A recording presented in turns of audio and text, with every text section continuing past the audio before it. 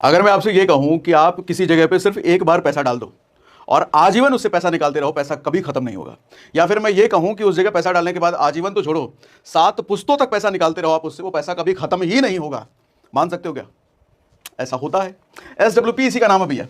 Investment की एक ऐसी स्ट्रैटेजी जिसके जरिए सिर्फ एक बार आप पैसा लमसम करते हो, यानी कि एक बार आप पैसा इन्वेस्ट करते हो और उसका कुछ कुछ थोड़ा पार्ट करते हुए निकालते रह जाओ सर, 7 पुश्तों तक कभी पैसा खत्म नहीं होगा।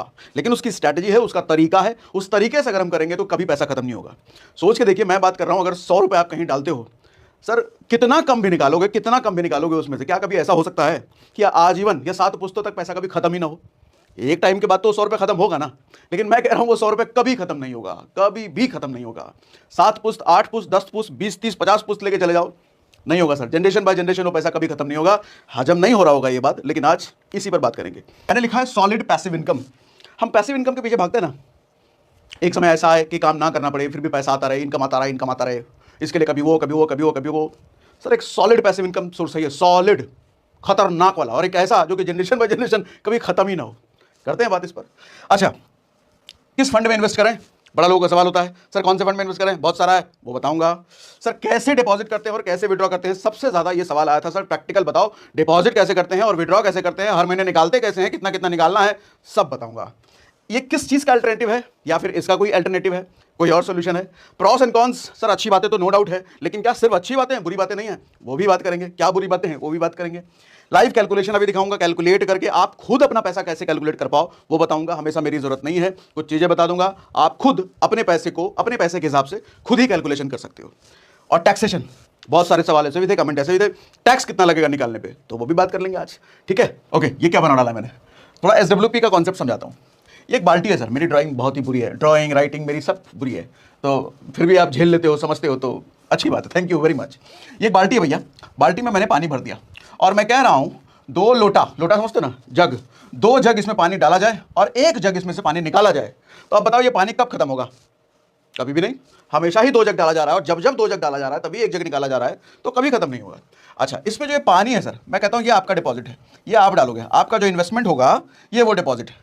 अच्छा, ये जो दूसरा 2 लोटा पानी डालने वाली बात है जिसकी वजह से पानी कभी खत्म नहीं होगा, ये 2 लोटा है मार्केट डिपॉजिट। मतलब ये आपको नहीं जमा करना, आपको सिर्फ ये वाला पैसा जमा करना है, ये वाला पैसा मार्केट जमा करेगा। क्या मतलब है मार्केट जमा करने का? मार्केट कौन सा मार्केट? सरोजनी मार्केट? नहीं, बताऊंगा अभी कौन सा मार्केट जमा करेगा आपके लिए, आपको नहीं करना। मतलब हमने तो सिर्फ एक ही बार जमा करा, बाल्टी तो हम एक ही बार भरेंगे, और ये 2 लोटा पानी मार्केट भरता रहेगा आजीवन। हाँ जी। Generation to generation? हाँ जी।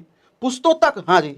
ठीक है, बताता हूं। अच्छा, और ये अनलिमिटेड पैसिव इनकम जो है, ये मैं कह रहा हूं वो 1 लोटा पानी जो आप निकालते हो, और ये कब तक निकालते हो? जनरेशन टू जनरेशन निकालते रहो। अभी तक मुझे पता है बहुत सारे लोगों के मन में खलबली मच गई होगी, या जो जानकार होंगे SWP वाले, वो खलबली मच गई, ऐसा थोड़ी होता है, हम भी जानते हैं SWP खत्म हो जाता है, जनरेशन कैसे चलता रहेगा। बता रहा हूं सर, 50 जनरेशन तक पैसा खत्म नहीं होगा, 100 जनरेशन तक पैसा खत्म नहीं होगा। दिखाता हूं अभी कैसे।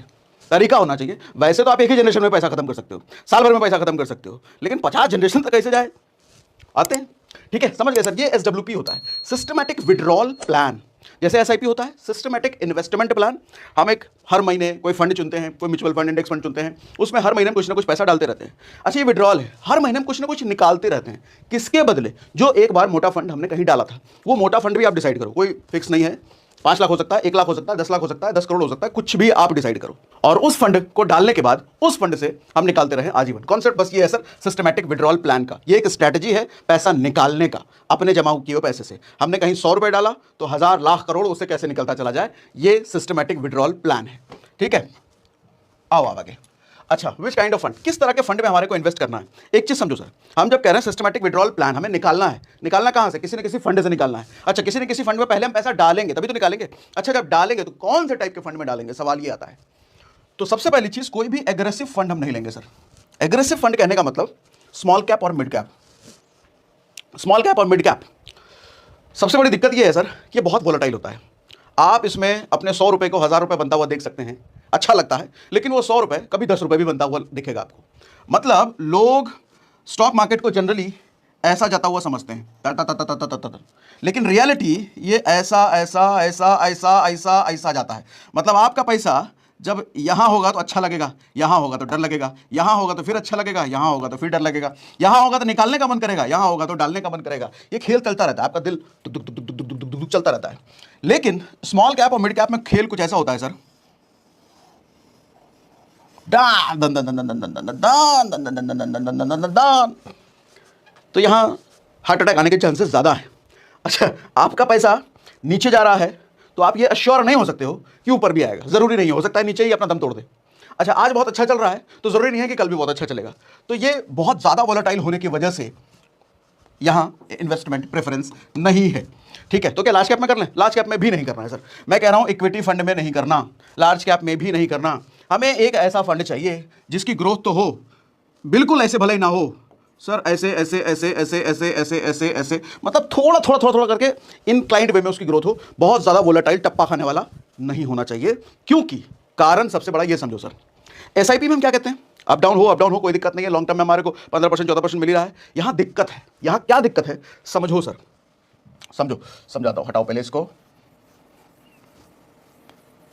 सर। दिक्कत यहां पर यह है कि आपका पैसा आपको हर महीने निकालना है ना, डाल करके स्ट्रेटजी बात करेंगे, कितना डालना है, कैसे निकालना है, कैलकुलेटर वगैरह सब बात करेंगे, टेंशन नॉट।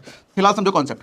आपकी दिक्कत यह है सर, आपका यहां से 100 रुपए 110 हुआ, लेकिन कल को जब गिर करके ये 80 हो जाएगा, आपको हर महीने ही पैसा निकालना है। तो 110 वाले में से आप पैसा निकाल लो, मान लो 1 रुपये आपको निकालना है, ठीक है, तो बढ़े हुए से आपने 1 रुपये निकाला, लेकिन अभी जब घटा है अगले महीने तो आप यहां भी 1 रुपये निकालोगे, ठीक। और ये हो सकता है कल को ये 60 चला जाए तो आप यहां भी 1 रुपये निकालोगे, कल को ये बढ़ेगा, हो सकता है 120 चला जाए और वहां 1 रुपये निकालोगे। समझ में आता है सर? जब फंड कम है वहां भी आप विड्रॉ कर रहे हो, फंड जब ज्यादा है वहां भी विड्रॉ कर रहे हो। ज्यादा वाले पे फंड विड्रॉ करने में कोई दिक्कत नहीं है, कम वाले पे फंड विड्रॉ करने में दिक्कत है। क्या दिक्कत है अभी वोलेटिलिटी पर जाके जब आगे बात करेंगे तो अभी समझाता हूं, ठीक है। तो मुझे कोई ऐसा फंड चाहिए जो बहुत ज्यादा नीचे ना जाए और बहुत ज्यादा स्पाइक करके ऊपर ना जाए, एक अपने कछुए की चाल से चलता रहे, हाथी की स्पीड से थोड़ा थोड़ा करके बढ़ता रहे। मेरे को रफ्तार वाला स्टॉक नहीं चाहिए, ठीक है। तो हम इंडेक्स फंड भी नहीं पकड़ेंगे, लार्ज कैप भी नहीं पकड़ेंगे, हम एक कॉम्बिनेशन पकड़ेंगे सर। हम इक्विटी फंड प्लस डेट पकड़ेंगे सर। डेट फंड आपको पता है डेट फंड क्या होता है, इसको आप एफडी जैसा मान लो। बड़ी बड़ी कंपनियों को या सरकारी कंपनियों को जब फंड की जरूरत होती है तो आम लोगों से वो फंड मांगती है, किस फॉर्म में? उसने एक डेट फंड बना के रख दिया है, उसने बोला है भैया जिसको इस डेट फंड में पैसा डालना है डाल लो, इसको हम यूज करेंगे अपने फायदे के लिए और रिटर्न में से 7-8% 9% निकाल के तुमको दे देंगे। तो लोग इस डेट फंड में डालते हैं। इस डेट फंड को यूज करने वाला कौन है? ज्यादातर सरकारी कंपनियां या बहुत बड़ी बड़ी कंपनियां, कुछ ऐसे बहुत सिक्योर, आप इसको एफडी जैसा सिक्योर मान सकते हो, ठीक है। तो अब जहां ज्यादा सिक्योरिटी आ गई, जहां ज्यादा सेफ्टी आ गई, वहां ज्यादा रिटर्न की एक्सपेक्टेशन नहीं कर सकते, लेकिन हाँ इतनी एक्सपेक्टेशन कर सकते हैं कि थोड़े थोड़े स्पीड से लगातार बढ़ता रहेगा, ठीक है। तो हम सिर्फ इक्विटी फंड में नहीं डालेंगे। इक्विटी फंड कौन सा? जो सिर्फ स्टॉक मार्केट में जाता है, ठीक है। डेट फंड कौन सा? जो उन कंपनियों के लिए जा रहा है, सरकारी कंपनियों के लिए, सरकारी काम में लग रहा है वो फंड। तो हम कॉम्बिनेशन में डालेंगे सर, ये स्पीड और ये स्टेबिलिटी, स्पीड और स्टेबिलिटी का कॉम्बिनेशन, यानी कि हम एक ऐसा फंड में डालेंगे जो कि हाइब्रिड टाइप का हो। हाइब्रिड कौन सा? ये भी होगा, ये भी होगा, मिक्स होगा, ठीक। इतनी बात समझ में आ रही है? कैसे चुनेंगे अभी बात करता हूं। तो किस तरह का हमारे को फंड चुनना है सर? एग्रेसिव फंड तो बिल्कुल ही नहीं लेना है, स्मॉल कैप तो मिड कैप बिल्कुल ही नहीं लेना है, लार्ज कैप भी नहीं लेना है, लेकिन लार्ज कैप और डेट फंड का कॉम्बिनेशन अपने को लेना है, हाइब्रिड फंड। ऐसे बहुत सारे फंड बने हुए हैं, चुनना भी अभी बताऊंगा, रुको, ठीक है जी। नाउ अब जरा कैलकुलेटर देख लेते हैं, सीधा सीधा सर गूगल पर लिखो आप SWP कैलकुलेटर, कई सारे कैलकुलेटर आ जाएंगे, इसमें से कोई भी खोल लेना, ठीक है। मैंने खोल लिया। अब यहां पर मांग रहा है सर टोटल इन्वेस्टमेंट, आप जो शुरुआत में फंड डालोगे वो कितना डालना चाहते हो, लाख, 10 लाख, 20 लाख, 50 लाख, कितना भी। तो हम एक स्मार्ट कहता हूं, मतलब थोड़ा ठीक ठाक सा फंड यहां पे ले लेते हैं, ठीक है। तो 10 लाख यहां पर हमने डाल दिया, ओके। अच्छा ये मत लिखना कमेंट में सर 10 लाख रुपए आएंगे कहां से, अपना जानो, चोरी करो, डकैती करो, कहीं से लूट पाट के लाओ, कैसे भी लाओ, क्या कर रहा हूं, ऐसा ना करना भैया, ठीक है। तो 10 लाख रुपए हमने, अच्छा कितना निकालना है पर मंथ, इसका भी हिसाब लगाएंगे कितना निकालना चाहिए। फिलहाल एक हम चलो बता ही देता हूं कितना निकालना चाहिए सर। टोटल फंड का 0.5% पर मंथ आपको निकालना चाहिए। अगर आप ऐसा करते हो तो आपका फंड कभी खत्म नहीं होगा। नॉर्मली लोग गलती क्या करते हैं, जो SWP नया नया शुरू कर रहे हैं, वो इस इरादे से निकालते हैं कि भैया 10 लाख डाल रहे हैं तो 10,000, 15,000, 20,000 हर महीने हम निकालेंगे। देखो नुकसान क्या होता है, हमने क्या बोला 50 जनरेशन तक अपना पैसा खत्म नहीं होना चाहिए, लेकिन आप तो इसी जनरेशन में खत्म कर लो, वैसा भी होगा। कैसा होगा? मान लो आप 10 लाख रुपए डाल करके 20,000 रुपए पर मंथ निकालने लग जाते हो। अच्छा एक्सपेक्टेड रिटर्न रेट हमने बात करा है, लार्ज कैप म्यूचुअल फंड में अगर हम इन्वेस्ट करते हैं तो लंबे समय का अगर करते हैं, 20 साल से ऊपर, 15 साल से ऊपर अगर करते हैं तो 15% का एवरेज रिटर्न हमने देखा है सालाना। एवरेज की बात कर रहा हूं, हर साल मिलेगा ऐसा नहीं है, लेकिन लॉन्ग टर्म में एवरेज निकालने के बाद हर साल का लगभग ऐसा निकल जाता है, ठीक। इतनी बात तो कई बार मैं समझा चुका हूं। अच्छा, हमने लार्ज कैप सिर्फ नहीं लिया है, डेट फंड भी लिया है स्टेबिलिटी के लिए, थोड़ा स्लो ग्रोथ हो लेकिन ग्रोथ होती रहे। तो हाइब्रिड में आप 12% के आसपास मान सकते हो। अभी हम हाइब्रिड पे भी बात करेंगे, कौन सा हाइब्रिड लेना है अपने को। 12% के आसपास हमने ले लिया। 5 साल के लिए मान लो एसडब्ल्यूपी कर लेते हैं, एसडब्ल्यूपी किया और 5 साल तक अपने को पैसा निकालना है। तो होता क्या है सर, आपका इन्वेस्टमेंट 10 लाख रुपए था, टोटल विड्रॉल आपने कर लिए 12 लाख रुपए, 2 लाख रुपए एक्स्ट्रा, और लास्ट में जो फंड बचा हुआ है वो 1,55,000 रुपए फिर भी बचा हुआ है। अच्छी बात है ना, 10 लाख डाला, 12 लाख निकाल भी लिया, 1,55 फिर भी बचे हुए हैं। गलत बात है, नुकसान है ये। फायदे के देखो कैसे सर, अगर आप 10,000 रुपए निकालते हो 10 लाख डाल करके, 10 लाख डाल करके 10,000 रुपए निकालना मतलब 1% पर मंथ, 10 लाख का 10,000, 1% पर मंथ आप निकाल रहे हो अपने कैपिटल का, और 12% रिटर्न मान रहे हैं। तो सर देखो, 10 लाख आपने डाला, 6 लाख रुपए आपने टोटल विड्रॉ कर लिया, 6 लाख इकाई दहाई सैकड़ा हजार 10,000 लाख, 6 लाख आपने विड्रॉ कर लिया। अच्छा, 9,58,000 रुपए फिर भी आपके बचे हुए हैं। आप इसको थोड़ा आगे पीछे करो, कहाँ गया आपके विड्रॉल अमाउंट का, आप विड्रॉल अमाउंट थोड़ा और बढ़ा लो, 20,000 रुपये, 20,000 रुपये की बात किया हमने, 23,000 रुपये। सर जैसे जैसे ये बढ़ाते जा रहे हो, ये देखो घटता चला जाएगा, देख रहे हो ये घटता मतलब माइनस में तो उतना तो मिलेगा नहीं, ये कहाँ पे जाके खत्म हो जा रहा है, 4, 3 लाख, 1,75,000। अच्छा, यहाँ पे लगभग ये -5,000 पे आ गया। मतलब अगर आप 22,000 रुपये पर मंथ निकाल रहे हो तो 5 साल में आपका 10 लाख रुपए चौपट हो जाएगा, पूरा का पूरा चौपट, खाली कुछ नहीं बचेगा। 50 जनरेशन तो छोड़ो, ठीक है, लेकिन समझदारी से। अच्छा, 22,000 मतलब लगभग 2% आप अपने टोटल कैपिटल का 10 लाख का लगभग 2% हर महीने निकाल रहे हो। लेकिन अगर हमने 0.5% कर दिया, यानी कि सॉरी 0.5% का मतलब 10 लाख डाला है तो 5,000 रुपए अगर हम पर मंथ विड्रॉ करते हैं तो 10 लाख रुपए तो अपने को इनिशियल कैपिटल अपना है ही, 3 लाख रुपए अलग से हमने निकाल लिया सर टोटल विड्रॉल, और 13,60,000 मतलब 13.5 लाख रुपए अपने को 5 साल बाद मिल जाएगा। लेकिन मैं अगर ज़्यादा समय दूं सर, 5 साल के बजाय मैं 10 साल छोड़ूं इस पैसे को, 15 साल छोड़ूं, तो क्या हो जाएगा फिर, तो ये 13 लाख घट जाएगा और कम हो जाएगा, क्योंकि हमने 3 लाख से ज़्यादा हम निकाल चुके होंगे। अभी तो 5 ही साल में हमने 3 निकाल लिया, फिर 4, 5, 6 और ज़्यादा निकालेंगे तो ये अमाउंट तो घटता चला जाएगा। ऐसे ही मान रहे हो ना आप, 13 लाख का 10 लाख हो जाएगा, 8 लाख हो जाएगा ना। खेल देखो, 5 साल का हमने बढ़ाया सर, जैसे बढ़ा रहे हैं नीचे देखो, नीचे पैसा बढ़ते जा रहा है। 9 साल में 18 लाख, 12 साल में 23 लाख, मतलब 23 लाख मिलेगा अपने को लास्ट में, इतना निकालने के बाद 7,20,000 निकालने के बाद 23,69,000 और मिलेगा। और बोलो सर, 18 साल अगर छोड़ा तो 10,80,000 हमने निकाला पर मंथ करके, 5,000 महीना करके, लेकिन 41,64,000 और मिलेगा। सर अगर हमने 30 साल के लिए ऐसा किया तो 18 लाख रुपए के आसपास हम निकाल चुके होंगे 5,000 करके, लेकिन उसके बाद भी 1,46,99,000 लगभग 1.5 करोड़ के आसपास मेरे को 30 साल बाद और मिलेगा। मतलब समझो सर कितना तगड़ा प्लान हो गया। हम साल जैसे ही बढ़ाते जा रहे हैं, मेरा ये फंड बढ़ता जा रहा है। हम साल जैसे ही बढ़ाते जा रहे हैं, हमारा ये फंड बढ़ता जा रहा है। मैं अगर 35 साल करूंगा तो ये फंड और बड़ा होगा, 100 साल करूंगा तो ये फंड और बड़ा होगा, 500 साल करूंगा तो ये फंड और बड़ा होगा। मतलब ये फंड, मेरा फंड जितना बड़ा हुआ, मतलब ये 10 लाख ये 1.5 करोड़ बन चुका है। ये फंड जितना बड़ा होता चला जाएगा, मैं 5,000 कल को 7 निकालूंगा, 8 निकालूंगा, 10 निकालूंगा, कभी खत्म होगा ये? 5 जनरेशन में खत्म होगा ये, 10 जनरेशन में खत्म होगा ये? सर कभी खत्म नहीं होगा अगर इस स्ट्रैटेजी से निकाला तो। अगर अपने टोटल फंड का 0.5% हर महीने अगर निकालोगे, आपका फंड कभी खत्म नहीं होगा। सॉलिड पैसिव इनकम, घर बैठे पैसा कमाओ, बिना कुछ किए पैसा कमाओ। आपका इनिशियल फंड के बदले ये लाइफ टाइम पैसा मेहनत करके आपको देता रहेगा। ठीक, इतना कॉम्बिनेशन समझ में आ रहा है? अब आगे बढ़ते हैं। कैलकुलेटर समझ में आ गया? इतने में कोई सवाल होगा नहीं। अब वापस हम आते हैं। कैलकुलेटर हमने देख लिया। नाउ कितना निकाले?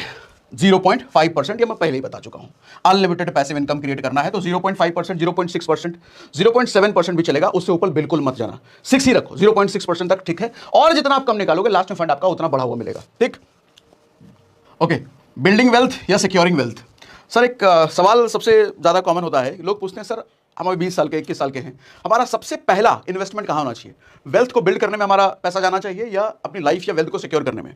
यानी कि SIP, mutual fund, stock market में इन्वेस्ट करें या फिर लाइफ इंश्योरेंस लेकर के अपनी लाइफ को इंश्योर करें?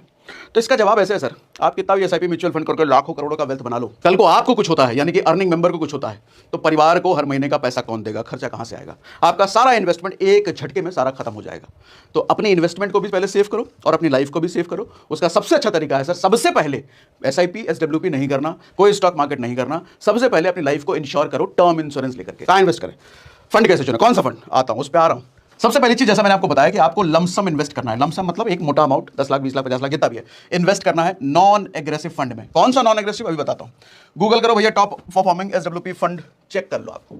आप सिर्फ लिखो टॉप परफॉर्मिंग एसडब्ल्यूपी फंड। अच्छा एक बात समझो, एसडब्ल्यूपी यानी कि सिस्टमैटिक विड्रॉल प्लान, ऐसा नहीं है कि कोई स्पेसिफिक ऐसा फंड होगा एसडब्ल्यूपी फंड बोल करके उसी में हम एसडब्ल्यूपी करेंगे, ऐसा नहीं है सर। आप किसी भी फंड में एसडब्ल्यूपी कर सकते हो, किसी भी, कोई भी म्यूचुअल फंड में, किसी भी इंडेक्स फंड में एसडब्ल्यूपी कर सकते हो, सिस्टमैटिकली हर महीने विड्रॉ कर सकते हो। हाँ, कुछ ऐसे म्यूचुअल फंड्स होते हैं जो कि हर महीने आपको विड्रॉ करने का परमिशन नहीं देते हैं, इसीलिए मैं कह रहा हूं, ज्यादा आपको समझना आए तो टॉप परफॉर्मिंग एसडब्ल्यूपी फंड आप ये लिख लो गूगल पर। आपको यहां पर कई सारी वेबसाइट आएंगे जो अच्छा परफॉर्म कर रहे हैं लास्ट 5 साल से 10 साल से, उनकी एक लिस्ट आप देख लो।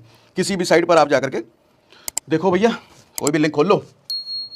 अब जैसे इस वेबसाइट के अकॉर्डिंग ये कुछ टॉप के फंड इसने बताए हैं, आप इनका रिटर्न यहां पर देख सकते हो, और कोई भी फंड इसमें ले लो। एसबीआई इक्विटी हाइब्रिड फंड, देखो जी टॉप परफॉर्मिंग एसडब्ल्यूपी जैसे हमने सर्च किया तो हाइब्रिड, प्रू equity debt, equity and debt, ठीक है, हाइब्रिड इक्विटी हाइब्रिड, ये सारे हाइब्रिड वाले, मतलब एसडब्ल्यूपी फंड आप सर्च कर रहे हो तो हाइब्रिड वाले ये भी सजेस्ट कर रहा है, मतलब इसको भी समझ में आ रहा है कि हाइब्रिड फंड अच्छा है एसडब्ल्यूपी वाले प्लान में जाने के लिए, ठीक है। आप ये मत सोचना कि कोई फंड एसडब्ल्यूपी उसमें लिखा हुआ रहेगा तभी मैं उसमें एसडब्ल्यूपी कर सकता हूं, ऐसा नहीं, कोई स्पेसिफिक लिख के नहीं आएगा। एक स्ट्रैटेजी है ना, ये इन्वेस्टमेंट और विड्रॉल की एक स्ट्रैटेजी है, तो स्ट्रैटेजी थोड़ी लिख के आएगा। जैसे किसी भी फंड में एसआईपी लिख के नहीं आता, म्यूचुअल फंड लिख के आता है, ठीक है, फंड का टाइप लिख करके आता है। तो एसडब्ल्यूपी जैसा कोई फंड नहीं होता, एसआईपी जैसा कोई फंड नहीं होता, इसलिए किसी फंड में लिख के नहीं आएगा। कमेंट आए थे ऐसे भी, इसलिए मैं ये बता दे रहा हूं, ठीक है। इनमें से कोई भी फंड आप अपना परफॉर्म, अच्छा सिर्फ एक साइट पर डिपेंडेंट मत होना, अलग अलग कई सारे वेबसाइट आए थे ना, इधर अलग अलग वेबसाइट पर डाल जा करके आप अपना कोई एक फंड चूज कर लो और उसमें आप लमसम इन्वेस्ट करके अपना एसआईपी के according time to time withdraw का प्लान बना सकते हो, ठीक है।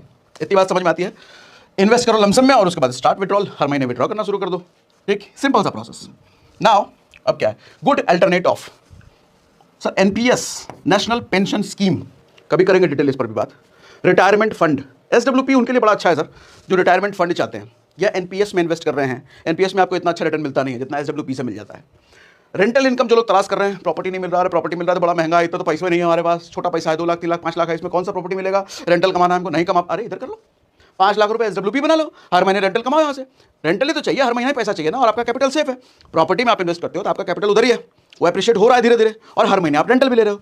यहां भी आपका बेस कैपिटल एप्रिशिएट हो रहा है धीरे धीरे और हर महीने रेंटल भी ले रहे हो। तो आप एक अच्छा ऑप्शन इसको देख सकते हो, जो प्रॉपर्टी में रेंटल देखते हैं, यहां भी एक रेंटल इनकम है सर, और बहुत अच्छा रेंटल इनकम है। अच्छा, इस रेंटल इनकम की खासियत यह है कि अपना बेस कैपिटल आप कभी भी निकाल सकते हो।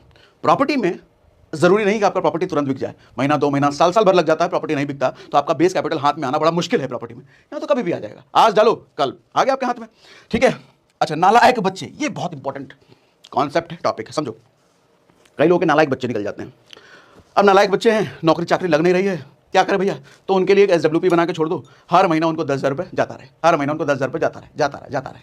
क्या करोगे, कुछ तो करना पड़ेगा, ये बच्चे नालायक भूखे मरने छोड़ेंगे नहीं, तो उनके लिए एक अच्छा ऑप्शन है। अच्छा, एक चीज़ और, कुछ सवाल ऐसे भी थे, सर एसडब्ल्यूपी अपने आप आता रहेगा या हमें निकालना पड़ेगा? सर एसआईपी में क्या होता है, एसआईपी में आप उसको बैंक का मैंडेट कर देते हो तो एसआईपी में अपने आप आपके बैंक से पैसे कटते रहते हैं। यहाँ अपने आप आपके बैंक में पैसे नहीं आएगा, आपको मैनुअली निकालना पड़ेगा। इसकी 2 अच्छी बात है, मैनुअली जब आप निकाल रहे हो तो कल को जब मार्केट डाउन होता है, आपका फंड 1 लाख हो सकता है, 90,000 रह चुका है, तो आपकी मर्जी है आपको विड्रॉ करना है कि नहीं विड्रॉ करो उस टाइम, और ज़्यादा अच्छा है ना। तो आपके ऊपर पूरी मर्जी है, आपको हर महीने विड्रॉ करना पड़ता है यहाँ पर सिस्टमैटिक विड्रॉल प्लान में। नाउ टैक्सेशन कितना होता है सर? 10% ऑफ लॉन्ग टर्म, अगर आप लॉन्ग टर्म के लिए हो, लॉन्ग टर्म गेन जैसे किसी भी स्टॉक म्यूचुअल फंड में लगता है तो लॉन्ग टर्म गेन यहाँ भी लगेगा, लेकिन 1 लाख रुपए से आपका ऊपर का गेन है तब, यानी कि आपका प्रॉफिट गेन 1 लाख रुपए से अगर ऊपर है लॉन्ग टर्म में, 1 साल से ज्यादा मतलब, तो 10% लगेगा आपके गेन पर, ओनली गेन पर। अगर शॉर्ट टर्म में कर रहे हो, 1 साल से पहले विड्रॉ कर रहे हो, तो 15% आपके गेन पर, ठीक। नाउ कौन क्या है, बुराई क्या है, अब जरा इसको समझते हैं। सबसे पहली चीज एक्सपेंस रेशियो लगेगा भैया, चूंकि है तो ये भी म्यूचुअल फंड ही ना, तो म्यूचुअल फंड है तो कोई भी म्यूचुअल फंड में एक्सपेंस रेशियो लगता है, आपको पता है। तो आप जब अपने लिए अच्छा एसडब्ल्यूपी फंड चुन रहे होंगे, कंपेयर कर रहे होंगे, तो उसका एग्जिट लोड और एक्सपेंस रेशियो दोनों चेक कर लेना। एग्जिट लोड उतना इंपॉर्टेंट नहीं है, एक्सपेंस रेशियो लेकिन जरूर चेक कर लेना। आप जो भी ब्रोकर यूज करो, अगर एंजल यूज कर रहे हो तो एंजल में जब फंड करते हो सेलेक्ट, तो नीचे एक्सपेंस रेशियो लिख के आता है, कम से कम होना चाहिए 0.5%, 0.7%, मतलब 1 से तो निश्चित ही कम होना चाहिए, ठीक है। वोलेटिलिटी का ख्याल जरूर रखना, एक नेगेटिव पॉइंट इसको आप कह सकते हो, क्योंकि वोलेटिलिटी आपका फंड, हम एक्सपेक्ट, जैसे हमने 12% लिख दिया रिटर्न, कभी भी ऐसा होगा क्या sir year 1 12%, sir year 2 12%, sir year 3 12%, ऐसा होगा क्या? ऐसा कभी नहीं होगा सर। हो सकता है कि ईयर 1 15%, ईयर 2 20%, ईयर 3 6%, ईयर 4 3%, लेकिन ईयर 5 22% हो सकता है। तो मैं कहूंगा, मेरा सजेशन ये है, चूंकि एसडब्ल्यूपी हमारे को ये ऑप्शन देता है कि हम मैनुअली विड्रॉ कर रहे हैं, तो जब आपका फंड कम रिटर्न दे रहा है, उस साल मार्केट डाउन है किसी भी वजह से, तो मत विड्रॉ करो। ऑप्शन आप निकाल सकते हो, आपको दिक्कत नहीं है, आपका फंड उसी हिसाब से पकड़ेगा, क्योंकि हमने 12% लिया तो ऐसा नहीं कि फंड वो खत्म हो जाएगा। एवरेजिंग होकर के कभी 20 भी तो दिया होगा, कभी 22 भी तो दिया होगा, एवरेजिंग होकर के हमने 12 किया है, तो ऐसा नहीं है फंड खत्म हो जाएगा। निकाल यहाँ भी सकते हो, लेकिन ना निकालो तो ज़्यादा अच्छा है। 3% हो गया किसी साल, तो ना निकालो तो ज़्यादा अच्छा है, ठीक है ना। एवरेज करके हमने बात किया कि 12% 13% अगर आप इक्विटी और डेट दोनों मिला करके करते हो तो आई होप कुछ नया आज के सेशन में आपको सीखने को मिला होगा। और सेशन में अगर आज के मजा आया हो, कुछ नया सीखने को मिला हो, तो हमेशा की तरह मुझे कमेंट बॉक्स में लिख के बताइए। दोस्तों देखा, आज सागर सिन्हा सर ने हमें एसडब्ल्यूपी के बारे में समझाया कि कैसे हम एक सही रणनीति के साथ अगर एसडब्ल्यूपी में इन्वेस्टमेंट करें और एक सही रणनीति के साथ ही एसडब्ल्यूपी से विड्रॉ करें तो हमारा इन्वेस्ट किया हुआ पैसा हमसे तो क्या बल्कि हमारी पुश्तों से भी खत्म नहीं होगा और जीवन भर और जीवन के बाद भी फैमिली को सहारा मिलता रहेगा। तो दोस्तों, सागर सर तो हमेशा ही हमारे भले के लिए हमें कुछ ना कुछ ऐसा सिखाने की कोशिश में लगे रहते हैं जिससे हम आगे बढ़ सकें और तरक्की कर सकें। अगर सागर सर के यह नेक विचार आपको पसंद आते हैं और आप भी सागर सिन्हा सर के फैन हैं तो वीडियो को लाइक करना और चैनल को सब्सक्राइब करना ना भूलें।